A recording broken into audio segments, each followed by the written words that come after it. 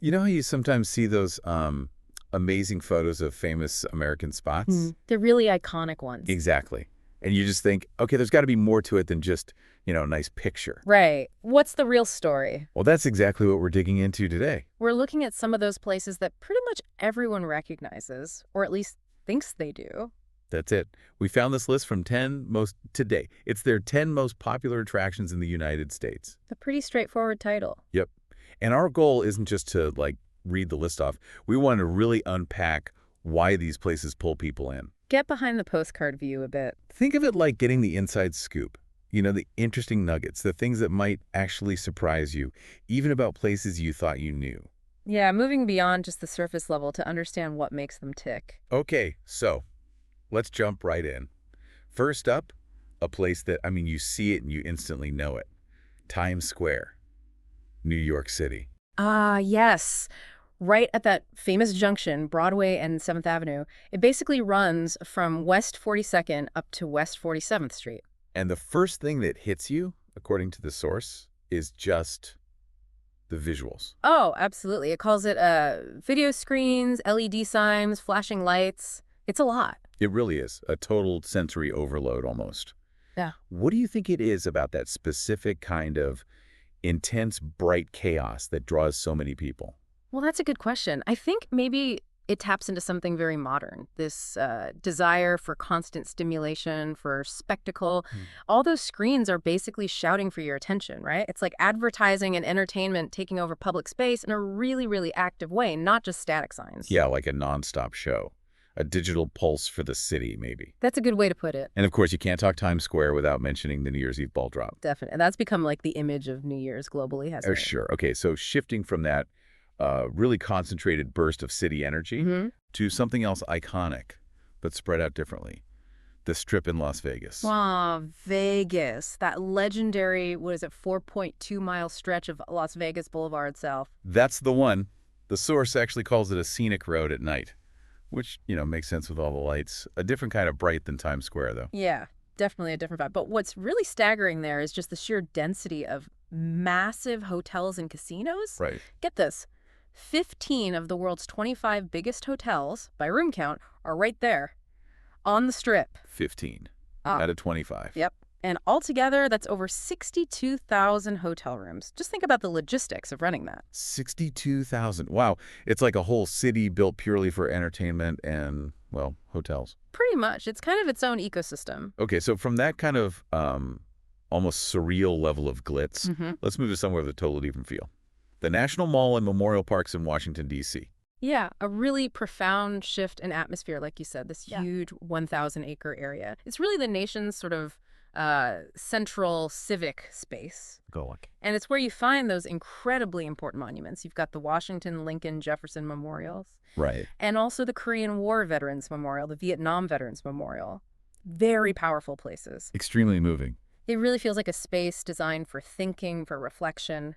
What do you think creates that specific feeling, that solemnity and importance? Well, part of it is definitely the design, the scale. All that open space gives you room to think. Okay. And the way the memorials are placed, they create these sight lines connecting different bits of American history and, ideals. Plus, the architecture itself, often very classical, gives it that sense of timelessness, gravitas. It's like the landscape itself is communicating something. And right Yeah. next door, you have that amazing collection, the Smithsonian's 19 museums. Yeah, which just adds to the mall's role as this hub for national culture, history, knowledge. Definitely. Okay, now, from that kind of grand national scale, we're going somewhere with a more local history, but still incredibly rich. Faneuil Hall Marketplace in Boston. Right. A place that's been a marketplace and a meeting hall since, 1742? 1742. It's kind of amazing to think about something being in continuous use like that for so long. It really is. And the source points out how crucial it was leading up to the revolution. Yeah. People like Samuel Adams, James Otis, they gave major speeches there arguing for independence from Britain. You can almost picture the scene, the debates. Wow. Yeah. What strikes you most about standing in a place like that, knowing those conversations happened right there? For me, it's that tangibility. It makes history feel less abstract, less like just words in a book. Totally agree. You're physically in the space where these nation-shaping ideas were argued over. Exactly. And today, it's still very much alive, part of the Boston National Historical Park, a stop on the Freedom Trail, keeps that history connected. A living link, like you said. Okay, complete change of pace now. Let's step into Fantasyland. Disney World's Magic Kingdom in Florida. Ah, the Magic Kingdom, down in Bay Lake, Florida, the first of the 4 parks they built there at Walt Disney World. And it's all about the fairy tales, the classic Disney characters, pure escapism, right? Absolutely. And the popularity is just immense. The source mentioned back in 2011, it got around 17 million visitors. 17 million in Right. 1 year. Yeah, which apparently made it the most visited theme park on the planet that year. Wow. That kind of pull is something else. Okay. What do you think is the core of Disney's enduring appeal? Why does it resonate so widely? That's the million-dollar question, isn't it? I think it taps into something really universal: storytelling, imagination, maybe nostalgia. Yeah, nostalgia plays a big part. It creates this shared experience, often across generations. Exactly. And speaking of originals, let's head over to the West Coast. Disneyland Park in Anaheim, California. The one that started it all opened way back in 1955. It's become such a staple of, like, American family vacations. It really has, and still drawing huge crowds. Our source says nearly 15 million visitors back in 2007. That kind of longevity is pretty remarkable. It is. And it's not just resting on its laurels, is it? I mean, the source mentions rides like Space Mountain, Pirates of the Caribbean. Yeah. They're classics, but they still pull people in. Oh, for sure. It seems to be a mix, doesn't it? Cherished originals plus constantly adding new stuff to keep it feeling fresh. Right, for new generations. Okay, moving from, let's say, manufactured magic to natural grandeur. Yeah. The Golden Gate National Recreation Area in San Francisco. Now, this is vast. Over 80,000 acres of protected land around the San Francisco Bay Area. It's pretty incredible to have that much natural space so close to and part of a major city. It really is. The source highlights that it's one of the biggest urban parks in the world. Get this, it's about 2.5 times bigger than the entire city and county of San Francisco itself. Whoa, that puts it in perspective. Doesn't it? And people clearly value it. Over 13 million visitors every year. It's like a vital green space for the whole region. Yeah, it really underscores how important it is to protect these natural areas, especially with cities growing. Okay, next up, a natural wonder that literally crosses borders. Niagara Falls. Right.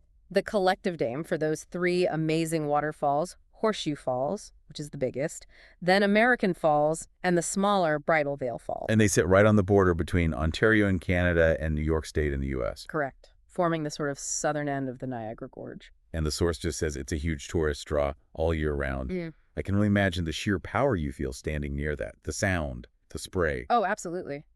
What is it about something like that, a massive natural forest, that keeps people coming back, do you think, year after year?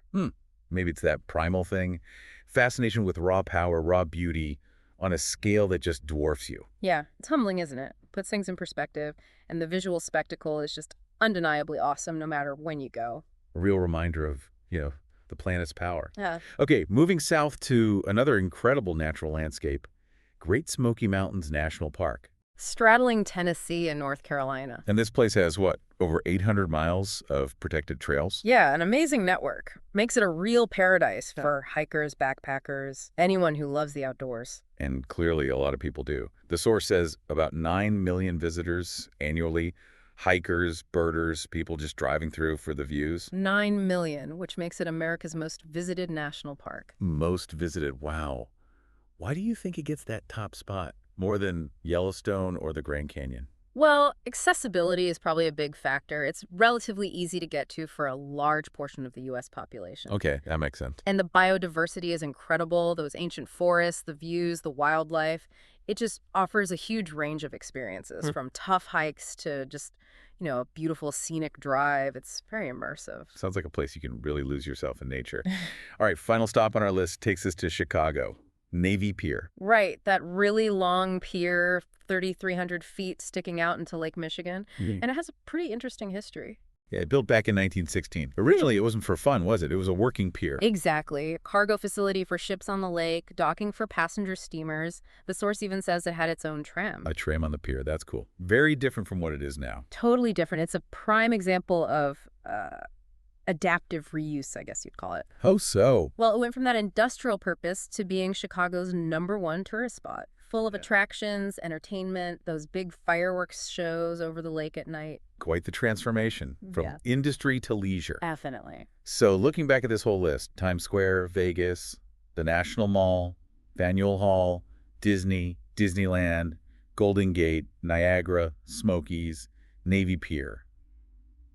It's quite a mix. It really is. You've got intense city energy, deep history, fantasy worlds, raw nature, repurposed industrial sites. Yeah. What does that variety tell us, do you think, about what counts as popular in the U.S.? That's what's so interesting, isn't it? There isn't just one thing. It reflects this really wide range of interests. The desire for excitement, for reflection, for escape, for encountering natural beauty.